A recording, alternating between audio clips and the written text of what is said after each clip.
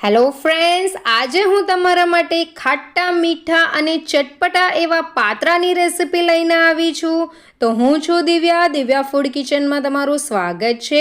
Recipe start કરતાં પહેલાં ચેનલને સબસ્ક્રાઈબ ન કરી હોય તો સબસ્ક્રાઈબ કરજો. અહીંયા મેં 250 ગ્રામ જેટલા પાત્રા લઈ લીધા છે, જેને અરબીના પાન પણ કહેવામાં આવે છે. તો સૌથી પહેલાં જે પાનની ઉપર જે એની જાડી નસો હોય છે એ આપણે કાઢી નાખવાની છે. તમે જોઈ શકો છો આ રીતની નસો આપણે કાઢી લેવાની છે, જે જાડી નસો હોય છે. અને ઉપરની સાઈડ અને બે સાઈડ આવી નસો હોય છે તેને આપણે કાઢી લેવાની છે. અને બાકીની નસોને આપણે કાઢવાની નથી, એને આ રીતની જ રવા દેવાની છે. તો તમે જોઈ શકો છો આ રીતની નસો કાઢીને બધા જ પાન આપણે રેડી કરી દેવાના છે. તો હવે બેટર બનાવવા માટે અહીંયા મેં એક બાઉલ લઈ લીધો છે, તેમાં 2 કપ જેટલું બેસન એડ કરી દીધું છે. તેની અંદર 1 ચમચી મીઠું એડ કરી દીધું છે અને સાથે હિંગ એડ કરી દીધી છે. તેની સાથે જ અડધી ચમચી લાલ મરચું પાવડર એડ કર્યું છે અને અડધી ચમચી હળદર એડ કરી છે. ત્યાર પછી તેની અંદર અડધી ચમચી ધાણા પાવડર અને અડધી ચમચી ગરમ મસાલો એડ કર્યો છે. અને તેની સાથે જ અડધી ચમચી અજમો એડ કર્યો છે અને 1 ચમચી લીલું મરચું અને આદુની પેસ્ટ એડ કરી છે. ત્યાર પછી પાત્રાની અંદર નટી સ્વાદ આવે તેના માટે 2 ચમચી તલ એડ કર્યા છે. અહીંયા મેં લીંબુની સાઇઝ કરતાં નાની સાઇઝનું મેં આમલી લઈ લીધી હતી અને તે એડ કરી છે અને ગોળ એડ કર્યો છે 2 ચમચી અને તેને મિક્સ કરીને આ રીતનું પાણી બનાવી દીધું છે અને તે મિક્સ કર્યું છે. ત્યાર પછી તેની અંદર અડધો કપ જેટલું પાણી બીજું એડ કર્યું છે અને તેને મિક્સ કરતા જવાનું છે. એકી સાથે બધું પાણી એડ નથી કરવાનું, નહીં તો બધા ગાંઠા પડી જશે. ત્યાર પછી બીજો અડધો કપ પાણી એડ કર્યું છે, તમે જોઈ શકો છો. આ રીતે મિક્સ કરતા જવાનું છે અને બધા ગાંઠા દૂર કરી દેવાના છે.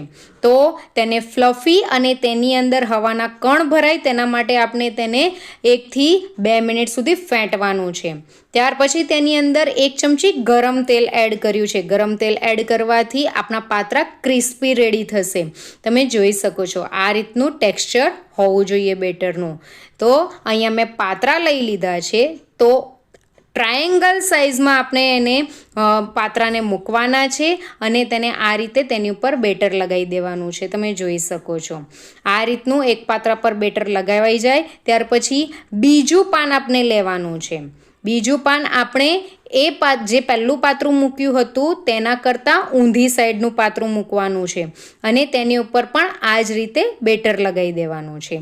નસ કાઢતી વખતે આપણે પાત્રાની જ્યારે નસ કાઢીએ છીએ ત્યારે પાત્રું જો તૂટી ગયું હોય તો એ પાત્રાને આપણે અંદરની સાઈડ મૂકી દેવાનું છે, જેથી બાઇન્ડિંગ વખતે એ પાત્રું અંદર મૂકેલું હશે તો બાઇન્ડ થઈ જશે. ત્યાર પછી નાની સાઇઝના પાત્રા હોય તેને પણ આ જ રીતે અંદરની સાઈડ જ મૂકી દેવાના છે. અહીંયા મેં ચોથું પાત્રું લીધું છે. તો પાત્રાને આપણે એકબીજાની ઓપોઝિટ સાઈડ મૂકવાના છે, ઊંધી સાઈડ મૂકવાના છે. ત્યાર પછી બંને સાઈડને આ જ રીતે વાળી દેવાના છે અને તેની ઉપર બેટર લગાવી દેવાનું છે. આ જે બેટર છે એ એક ફેવિકોલનું કામ કરે છે, જેથી આપણા પાત્રા બરાબર ચોંટી રહેશે. ત્યાર પછી નીચેની સાઈડથી પણ આ જ રીતે વાળી દેવાના છે અને આપણે જે પાત્રાનો રોલ કરીએ છીએ એ ટાઈટ રોલ કરવાનો છે, ઢીલો રોલ નથી કરવાનો, નહીં તો આપણા પાત્રા ખુલી જશે. આ જ રીતે ઉપરની સાઈડથી પણ આપણે વાળી દેવાનું છે અને આપણાનો પાત્રાનો રોલ આપણે બંધ કરી દેવાનો છે. આ જ રીતનો આપણો પાત્રાનો રોલ તૈયાર છે. તો એ જ રીતે મેં બધા જ પાત્રાના રોલ બનાવી દીધા છે. ત્યાર પછી અહીંયા મેં સ્ટીમર લીધું હતું અને સ્ટીમરમાં પાણી ગરમ કરવા મૂકી દીધું હતું અને આની અંદર પાત્રાને હું મૂકી દઉં છું.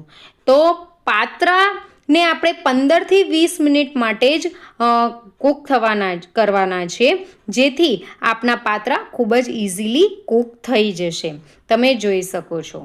તો 15 થી 20 મિનિટ પછી હું પાત્રા જોઉં છું તો ચપ્પુ મારીને હું તમને બતાવું છું તો આપણા પાત્રા ઇઝીલી ચડી ગયા છે અને એને મેં ઠંડા કરવા માટે મૂકી દીધા છે.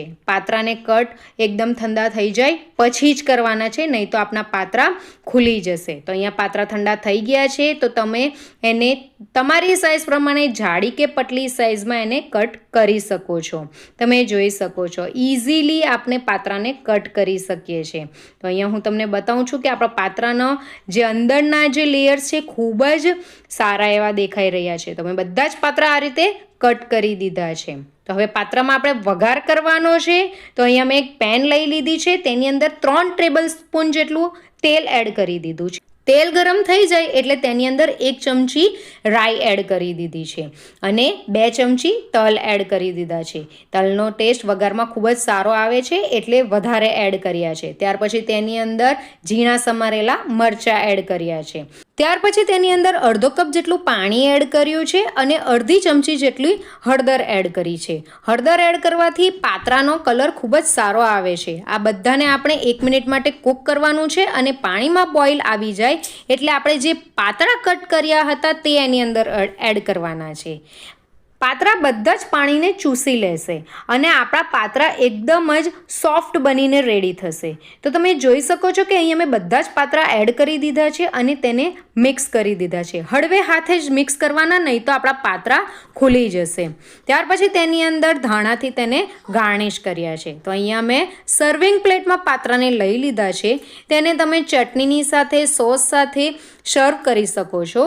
તો તમને મારી આજની ખાટી મીઠી અને ચટપટા એવા પાત્રાની રેસીપી કેવી લાગી એ મને લાઈક કરીને જરૂરથી કહેજો અને કમેન્ટ જરૂરથી કરજો. તમને મારી રેસીપી ગમી હોય તો મારી રેસીપીને લાઈક કરજો અને તમારા ગ્રુપમાં શેર કરજો. Thank you for watching. By.